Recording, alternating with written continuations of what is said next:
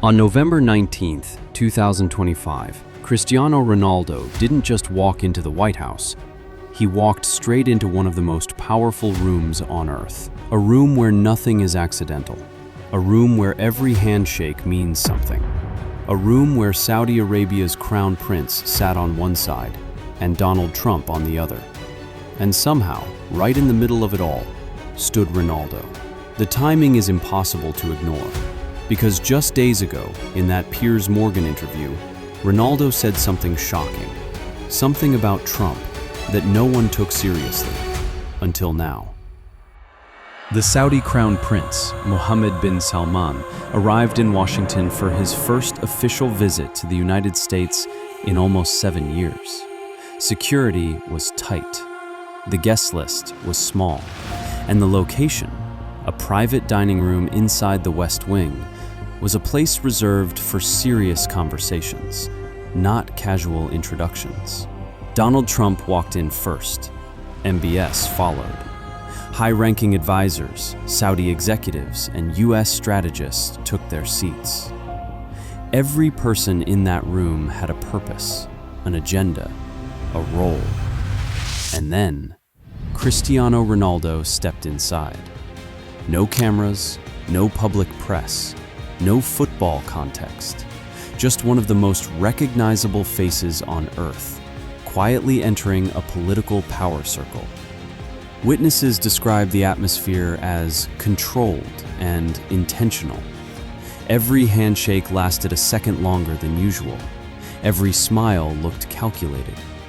The kind of room where body language reveals more than words. Ronaldo wasn't sitting with entertainers or athletes. He was placed near diplomats, investors, and advisors. People who shape global decisions, not football results.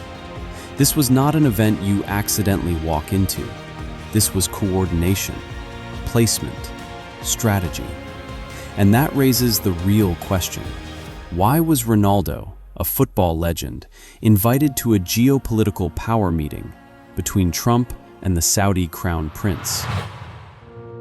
To understand why Ronaldo was in that room, you have to understand one thing. He is no longer just a football player. For Saudi Arabia, Ronaldo is a global weapon of influence. When he joined Al Nassr in 2023, it wasn't just a transfer. It was a $500 million diplomatic strategy disguised as sports. Since then, Saudi Arabia has used him for soft power, tourism, influence, brand expansion, political signaling, Western attention. So his presence in Washington wasn't random. It was part of a deal, a message, a negotiation tool. Because behind closed doors, Trump and MBS weren't talking about football. They were discussing defense agreements, energy partnerships, investment deals, Saudi influence in US politics. And here's where Ronaldo fits in. Ronaldo is the bridge, the neutral face, the global brand both sides benefit from. For Trump, having Ronaldo in the room boosts public perception, especially with younger voters and international media. For MBS, Ronaldo symbolizes Saudi modernization and sends a message to the United States. We don't just bring money, we bring global icons. And behind all of this lies the biggest clue.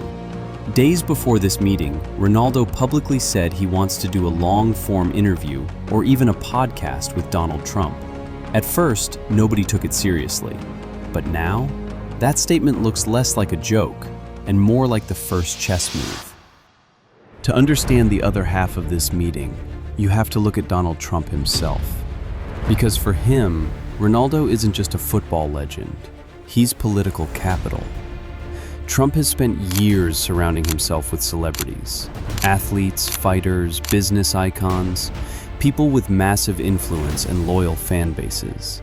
Not because they share his politics, but because they bring something Trump values more than anything: visibility, momentum, and relevance. So when Cristiano Ronaldo steps into a room with Trump, it does something no advisor, no strategist, no senator can do. It makes Trump look globally connected, instantly. And that's not the only reason. In the United States, the Portuguese and Latino communities represent millions of voters. Ronaldo is adored across Latin America, Europe, and massive parts of the US.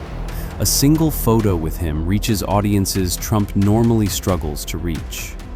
And then there's the part most people forgot. Trump once said publicly that his son, Barron, is a massive Ronaldo fan. That detail alone, combined with the timing of the Piers Morgan interview, creates a kind of personal bridge between them. But for Trump, this isn't about football, it's about optics. It's about shaping a narrative. I'm still connected, I'm still influential, I'm still relevant on a global stage. A handshake with Ronaldo sends that message in one single frame. And when that frame includes the Saudi crown prince as well, it becomes more than a photo.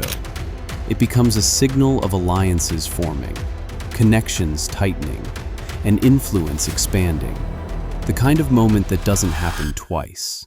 Saudi didn't bring Ronaldo to Washington for fun. They brought him because he's the world's biggest soft power weapon. When Ronaldo sits in that room, Saudi instantly looks modern, global, and connected. And with Trump, Saudi is trying to rebuild one thing: influence in Washington. So Ronaldo wasn't a guest, he was a signal, a message about who Saudi Arabia wants to be and how they plan to get there. But there's one last question everyone is asking. Why did Ronaldo show up at all? Because this wasn't just about Trump, and it wasn't just about Saudi Arabia. It was also about Ronaldo himself. He's not just an athlete anymore. He's a brand, a business, a global symbol with more power than most politicians. So here's the truth. Saudi invited him, but Ronaldo accepted because it benefits him. Standing next to Trump and standing next to the Saudi crown prince puts Ronaldo in a new category. A player in global influence, not just football. And what happens next? Simple. 1. A Trump times Ronaldo podcast is now very possible. 2. Saudi will keep using Ronaldo as a bridge to the West. 3. This won't be the last political room he walks into. If anything, this meeting was the beginning, not the ending.